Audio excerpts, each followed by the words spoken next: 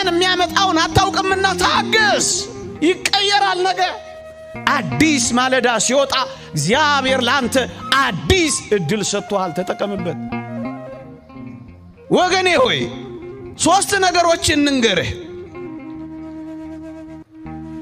ያለፈውን ህይወትህን ያሰብክ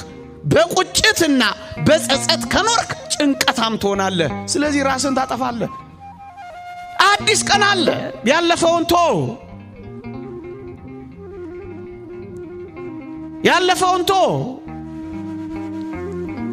ነገን ደግሞ በስጋት አትመልከተው ነገን በስጋት ከተመለከትከው ፈሪ ትሆናለህ ፈሪ ከሆንክ ትጨነቃለህ ከተጨነቅ በራስ ላይ አንድ ነገር ታደርጋለህ ስለዚህ ነገን በስጋት ትላንትን በጸጸት አትኑርበት እነስ ምን ላድርግ ዛሬን ከእግዚአብሔር ጋር ተደሰትበት